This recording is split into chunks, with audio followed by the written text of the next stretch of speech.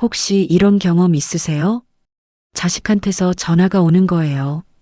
엄마, 나 이번에 전세가 올랐는데 3천만 원만 도와줄 수 있어? 그 말 한마디에 가슴이 철렁 내려앉죠. 노후 쓰려고 한 푼, 두 푼 모아놓은 돈인데 그래도 자식이 힘들다는데 어떻게 안 된다고 해요. 결국 또 통장을 열게 되는 거예요. 오늘 이 영상 보시는 분들 중에 이런 상황 한 번이라도 겪어보신 분들 정말 많으실 거예요. 저는 오늘 그 누구도 속 시원하게 말해주지 않았던 진짜 이야기를 드리려고 해요. 대한민국 은퇴자 10명 중 7명이 자녀 지원으로 노후 자금을 까먹고 있어요. 조금 줄어드는 게 아니에요. 아예 뿌리째 무너지고 있는 거예요. 이 영상 끝까지 보시면 왜 자식 지원이 밑빠진 독에 물 붓기인지, 어떻게 하면 자식도 상처 안 주면서 내 노후를 지킬 수 있는지, 그리고 지금 당장 오늘부터 실천할 수 있는 구체적인 방법까지 전부 말씀드릴 거예요. 절대 후회 안 하실 거예요. 그리고 혹시 이 채널 처음 오신 분들이라면 구독 버튼 한 번만 눌러주세요. 좋아요 하나, 알림 설정 하나가 저한테는 정말 큰 힘이 됩니다. 진심으로 감사드려요. 자, 이제 본격적으로 이야기 시작할게요. 오늘 제가 드릴 이야기의 첫 번째 주인공은 제가 직접 만나뵌 분이에요. 충청도에 사시는 67세 김영자 씨예요. 이름은 제가 바꿨어요. 근데 상황은 그대로 다 실제 이야기예요. 이분이 처음 저한테 연락을 주셨을 때 하신 말씀이 딱 이 한마디였어요. 나는 평생 자식들 잘 되라고 다 퍼줬는데 지금 나한테 남은 게 아무것도 없어요. 이 말 한마디가 얼마나 무겁게 가슴에 박히던지요.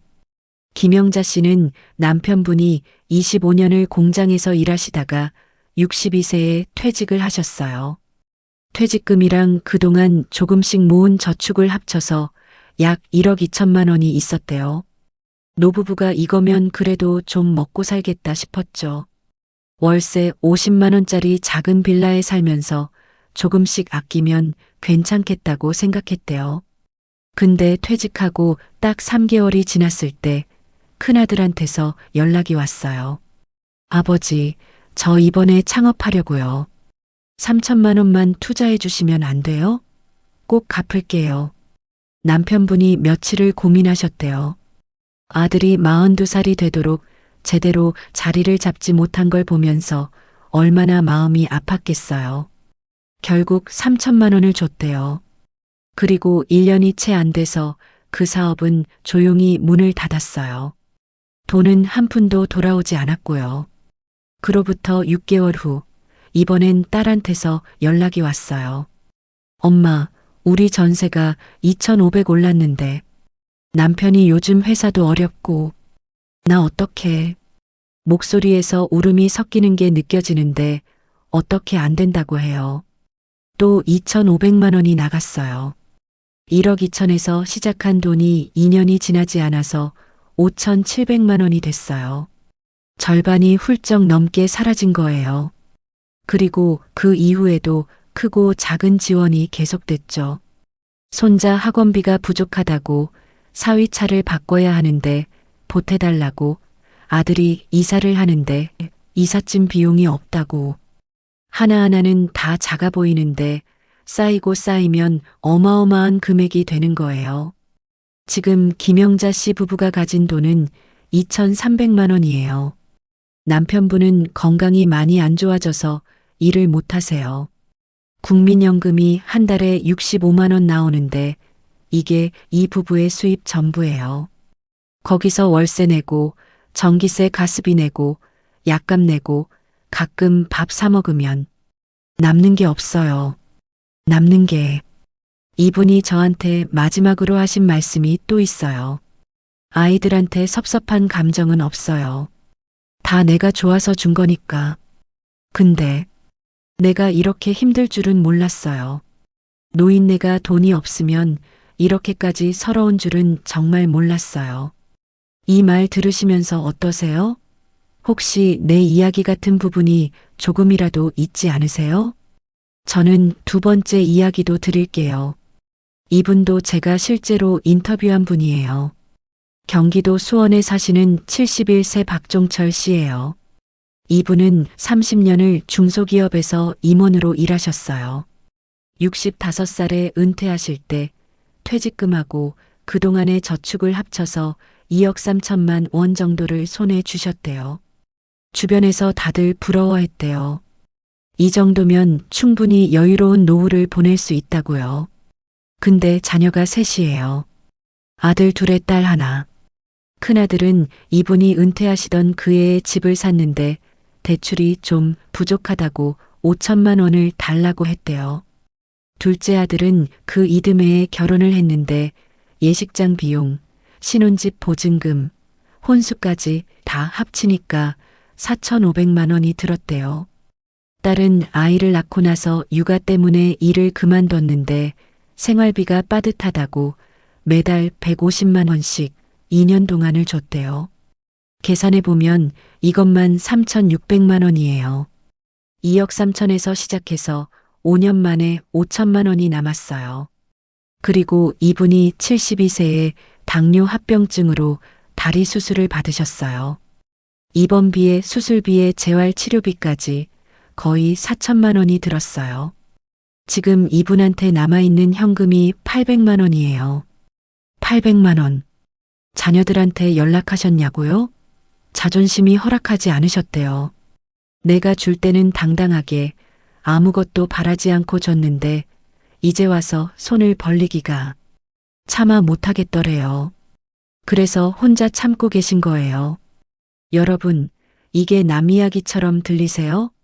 저는 이 이야기들을 전하면서 한 가지를 정말 강하게 느꼈어요. 이게 단순히 돈 문제가 아니에요. 이건 우리나라 부모님들이 수십 년 동안 가슴속에 품고 살아온 아주 뿌리 깊은 믿음, 바로 자식이 잘 되어야 내가 잘된 거다라는 그 믿음이 만들어낸 비극이에요. 50대에서 70대 세대분들은 정말 독특한 세대예요. 이분들은 보릿고개를 아는 세대예요. 학교 가려면 몇십 리를 걸어야 했던 세대. 먹을 것도 없고 입을 것도 변변치 않은 환경에서 자라셨어요.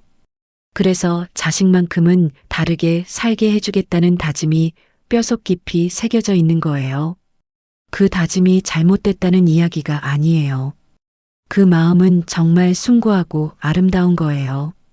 근데 그 아름다운 마음이 방향을 잃을 때 결국에는 독이 된다는 이야기를 드리고 싶은 거예요. 통계 하나 말씀드릴게요. 한국보건사회연구원에서 발표한 자료를 보면요. 우리나라 50세 이상 부모의 약 72%가 성인이 된 자녀에게 경제적 지원을 하고 있대요. 그 금액이 연평균 약 1,200만 원이에요. 한 달로 따지면 100만 원이에요. 100만 원. 결코 적은 돈이 아니잖아요.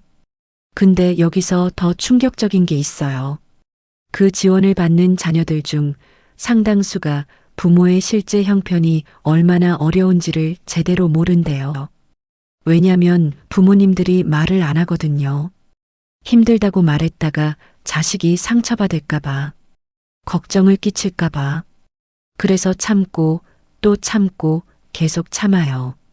그렇게 혼자 참다가 어느 날 갑자기 통장이 바닥을 드러내는 거예요. 한국 사회에서 부모가 자식한테 돈을 안 주면 어떤 소리를 들어요? 자식한테 인색하다. 저 집은 왜 저러나. 자식이 힘든데 부모가 뭐하냐. 이런 시선들이 부모를 꽉 옭아매는 거예요. 주변 눈치, 자식 눈치, 그 눈치들이 결국 지갑을 열게 만드는 거예요. 근데 냉정하게 한번 생각해 보세요. 자식한테 돈을 줄 때 그 돈이 정말 자식을 도와주는 걸까요? 아니면 오히려 자식이 스스로 일어설 수 있는 기회를 빼앗는 걸까요? 제가 노인 복지 상담을 20년 이상 하신 선생님이랑 이야기를 나눠봤어요. 이분이 이런 말씀을 하셨어요. 부모한테 경제적으로 의존하는 자녀는 결코 완전히 독립하기 어려워요. 언제든 부모라는 안전망이 있다는 걸 아는 순간 스스로 안간힘을 쓸 이유가 조금씩 줄어드는 거예요. 부모의 지원이 자식을 편하게 해주는 게 아니에요. 자립의 근육이 생기지 않게 막는 거예요. 이 말이 가슴에 와닿지 않으세요? 혹시 이런 경험 있으세요? 자식한테 돈을 줬는데 한 달도 안 돼서 또 연락이 오는 경험. 처음엔 이번 한 번만이었는데 그 한 번이 두 번이 되고 두 번이 어느새 10번이 되는 경험. 그리고 어느 순간 자식이 부모한테 돈 받는 걸 당연하게 여기는 것 같다는 느낌. 이게 다 자연스러운 거예요. 인간이 원래 그렇거든요. 받다 보면 받는 게 익숙해지는 거예요. 주다 보면 주는 게 당연해지는 거예요. 그 패턴이 한번 자리를 잡으면 끊기가 정말 어려워져요. 그럼 자녀들은 부모의 지원에 대해 실제로 어떻게 생각하고 있을까요? 30대에서 40대 자녀들을 대상으로 한 솔직한 인터뷰 내용이에요. 많은 자녀들이 이런 말을 해요. 부모님이 주시니까 받지, 솔직히 달라고 하기는 미안해요. 근데 또 다른 자녀들은 이런 말도 해요. 부모님이 어느 정도 여유가 있으신 줄 알았어요. 그렇게까지 힘드신 줄은 정말 몰랐어요. 이게 핵심이에요. 자녀들은 부모가 정말 힘든지를 모르는 경우가 많아요. 왜냐면 부모님이 말씀을 안 하시거든요. 항상 괜찮다, 신경 쓰지 말라고 하시니까 자녀들은 진짜 괜찮은 줄 아는 거예요. 한 분은 이런 말씀도 하셨어요. 나중에 부모님 통장 잔액 보고 진짜 깜짝 놀랐어요. 그 돈이 그렇게 얼마 없었는데 그걸 전부 저한테 주셨던 거더라고요. 그때 눈물이 났어요. 미리 알았으면 절대 안 받았을 텐데. 자녀들이 나쁜 사람이 아니에요. 그들도 몰랐던 거예요. 부모님이 숨기셨던 거예요. 그래서 제가 오늘 드리고 싶은 말씀 중 하나가 바로 이거예요. 솔직하게 말씀하세요. 자식한테 나 이만큼밖에 없어. 이 돈은 내 노후 자금이라서 줄 수 없어라고 말하는 게 자식을 포기하는 게 아니에요. 오히려 그게 진짜 부모 노릇이에요. 그게 진짜 어른이에요. 이제 좀 더 구체적으로 은퇴 이후 자녀 지원이 정확히 어떤 경로로 노후를 갉아먹는지 말씀드릴게요. 첫 번째는 복리의 상실이에요. 돈을 조금씩 줄 때마다 그 돈이 운용됐을 때 만들어낼 수 있는 수익까지 함께 포기하는 거거든요. 예를 들어볼게요. 60세에 5천만 원이 있다고 해봐요. 이 돈을 연 4% 수익률로 20년을 굴리면 80세가 됐을 때 약 1억 1천만 원이 돼요. 근데 이 5천만 원을 지금 자녀한테 줘버리면 단순히 5천만 원을 잃는 게 아니에요. 미래에 만들어질 1억 1천만 원을 함께 잃는 거예요. 이게 얼마나 무서운 숫자인지 직접 계산해 보시면 소름이 돋으실 거예요. 지금 자녀한테 주는 5천만 원이 20년 뒤 여러분의 1억 1천만 원이라는 걸 잊지 마세요. 두 번째는 심리적 자존감의 소멸이에요. 돈이 없으면 자식한테 아쉬운 소리를 못해요. 자식네 집에 가고 싶어도 빈손으로는 가기 싫고 손자 손녀 용돈 한번 쥐어주고 싶어도 줄 돈이 없고 명절에 떡감 한번 챙겨주고 싶어도 없으면 그게 얼마나 서럽고 자존심 상하는 일인지 한 번이라도 겪어보신 분들은 뼈저리게 아실 거예요. 돈은 단순히 생존의 수단이 아니에요. 특히 노인에게 돈은 존엄이에요. 자존심이에요. 관계를 유지하게 해주는 자산이에요. 그게 없어지는 순간 사람 사이의 관계도 조금씩 달라지기 시작해요. 실제로 경로당 상담을 오래 하신 어르신 복지사 선생님이 이런 말씀을 하셨어요. 돈이 없어진 이후로 자식 집에 발길이 뜸해졌다는 분들이 정말 많아요. 예전에는 자주 왕래했는데 이제는 뭔가 눈치가 보여서 못 가겠다는 거예요. 돈 문제가 결국 가족 사이의 거리까지 벌려놓는 거예요. 이게 현실이에요. 안타깝지만요. 세 번째는 건강 위기에 대한 무방비 상태예요. 노인의 가장 큰 위험은 갑작스러운 건강 문제예요. 대한민국 노인 의료비 관련 통계를 보면 70세 이상의 평균 연간 의료비가 약 500만 원에서 800만 원이에요. 근데 큰 수술 한 번이면 이게 단번에 수천만 원이 되기도 해요. 암 진단을 받거나 뇌졸중이 오거나 관절 수술을 받거나 이런 상황은 예고 없이 찾아오거든요. 자녀 지원으로 노후 자금이 줄어있는 상태에서 이런 상황이 닥치면 어떻게 될까요? 그때 가서 자녀한테 손을 벌려야 해요. 근데 그때는 진짜 큰 돈이 필요한 상황이라서 자녀한테도 어마어마한 부담이 가는 거예요. 결국 부모가 미리 지키지 못한 돈 때문에 나중에 가족 전체가 훨씬 더 힘든 상황에 처하게 되는 거예요. 이렇게 이야기를 드리면 꼭 이런 질문을 하시는 분들이 계세요. 그럼 어떻게 해요? 자식이 힘들다는데 그냥 눈 감고 있어요? 저는 부모인데. 맞아요. 이게 제일 어려운 부분이에요. 이 마음 저도 완전히 이해해요. 내 뱃속에서 나온 자식이 힘들다는데 부모가 안 도와주면 그건 사람이 아니죠. 근데요, 도와주는 방식을 바꿔야 해요. 돈으로만 도와주는 게 유일한 방법이 아니거든요. 예를 들어서 자녀가 전세 보증금이 올랐다고 해봐요. 무조건 현금을 주는 대신 이렇게 해보세요. 같이 부동산에 가서 좀 더 작은 집을 알아보는 거예요. 아니면 월세로 전환했을 때 오히려 더 나을 수도 있는지 같이 계산해 보는 거예요.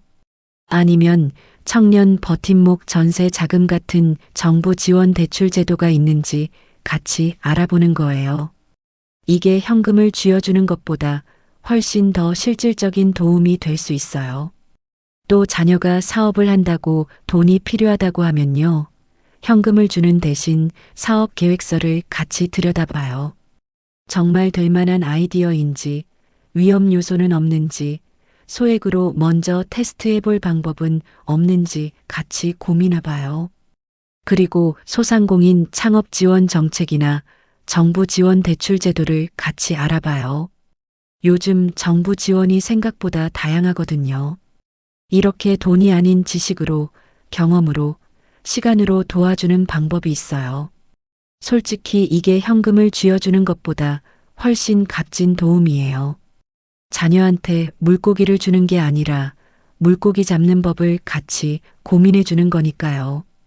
그리고 정말 중요한 이야기를 드릴게요. 만약 도움을 꼭 돈으로 줘야 하는 상황이라면 반드시 한 가지 원칙을 지키세요. 줄 수 있는 돈의 한계를 미리 그리고 냉정하게 정해 놓으세요. 예를 들어서 나는 내 노후 자금에서는 절대로 손대지 않겠다. 대신 매년 자녀한테 줄 수 있는 용돈 예산을 따로 작은 금액으로 정해 놓겠다는 식으로요. 그리고 그 예산 안에서만 도와주는 거예요. 그 예산을 넘어서는 요청이 들어오면 단호하게 미안한데 엄마 형편이 안 된다고 말하는 거예요. 이게 냉정한 부모인 게 아니에요. 이게 진짜 어른다운 거예요. 처음에는 자녀가 서운해할 수도 있어요. 실망할 수도 있고요. 근데 장기적으로 보면 부모가 건강하고 경제적으로 안정된 모습을 보여주는 것이 자녀한테 줄 수 있는 가장 큰 선물이에요. 제가 아는 분이 또 한 분 계세요. 73세 이순자 씨예요. 이분도 이름은 바꿨어요.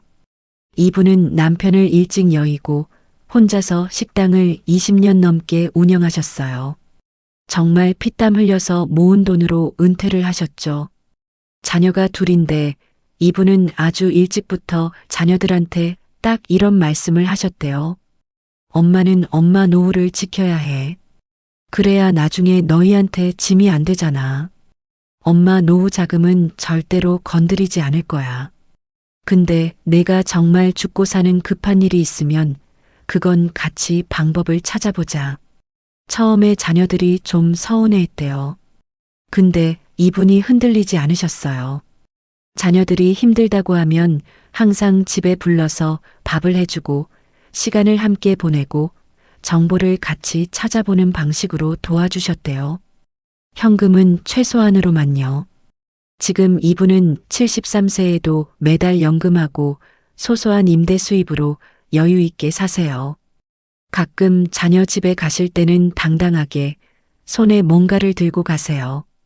명절에 손자 손녀한테 용돈도 챙겨주세요. 자녀들이 이분한테 이런 말을 한대요. 엄마가 항상 당당하고 건강하게 사시는 게 저한테는 정말 큰 힘이에요. 엄마 걱정을 안 해도 되니까 저도 제 일에 집중할 수 있어요. 이게 진짜 자식을 위한 거예요. 부모가 건강하고 경제적으로 안정되어 있어야 자녀도 부모 걱정 없이 자기 삶을 살 수 있어요. 부모가 경제적으로 무너지면 결국 그 부담이 자녀한테 돌아가요. 그것도 훨씬 더 무겁게요. 처음에 좀 도와줬다가 나중에 큰 짐이 되는 거예요. 자, 이제 지금 당장 실천할 수 있는 방법들을 말씀드릴게요. 아주 구체적으로 말씀드릴 테니까 오늘 이 이야기 들으시고 딱 하나라도 실천해 보세요. 첫 번째로 지금 내 재정 상태를 냉정하게 파악하는 거예요. 통장에 얼마가 있는지, 매달 들어오는 연금이 얼마인지, 매달 나가는 고정 지출이 얼마인지, 이걸 정확하게 파악하는 거예요. 이게 기본인데 많은 분들이 이걸 제대로 안 하세요. 대충 알고 있어요. 대충 알면 대충 쓰게 되는 거예요. 종이에 딱 적어보세요. 들어오는 돈, 나가는 돈, 그리고 지금 가진 돈. 이게 숫자로 눈앞에 딱 보일 때 내가 자녀한테 얼마까지 줄 수 있는지 없는지가 명확해져요. 느낌이 아니라 숫자로 판단하는 거예요. 이게 출발점이에요. 두 번째로 자녀와 솔직한 대화를 나눠보세요. 많은 분들이 이게 제일 어렵다고 하세요. 자존심도 상하고 자식한테 짐이 되는 것 같고. 근데 이게 안 되면 앞으로도 계속 같은 패턴이 반복돼요. 대화를 시작하실 때 이렇게 해보세요. 야, 엄마가 오늘 솔직하게 한 가지 이야기 해야겠다. 섭섭하게 듣지 마. 이렇게 서두를 먼저 깔고 그 다음에 지금 재정 상황을 있는 그대로 말씀해 보세요. 숫자로요. 그리고 이런 말씀도 해보세요. 엄마가 건강하고 돈 걱정 없이 살아야 나중에 너한테 짐이 안 되잖아. 그게 엄마가 너를 위해서 할 수 있는 가장 큰 일이야. 이 말이 자녀 가슴에 꽂히면 대화가 달라져요. 자녀도 사실 부모가 걱정돼요. 다만 부모가 항상 괜찮다고 하니까 믿었던 거예요. 세 번째로 지원의 기준을 명확하게 세우세요. 모든 요청에 응할 필요가 없어요. 예를 들어서 생명이 걸린 급한 상황이라면 최대한 함께 방법을 찾는다.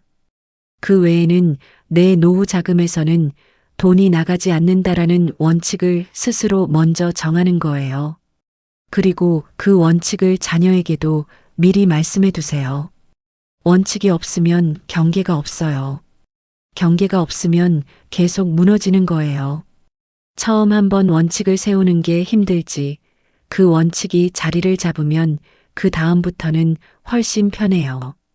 네 번째로 돈 대신 줄 수 있는 것을 찾으세요. 자녀가 힘들 때 꼭 돈만이 도움이 되는 건 아니에요. 손자, 손녀를 가끔 봐주는 것, 집밥을 해주는 것, 병원에 같이 가주는 것, 이 모든 게 자녀한테는 엄청난 도움이에요.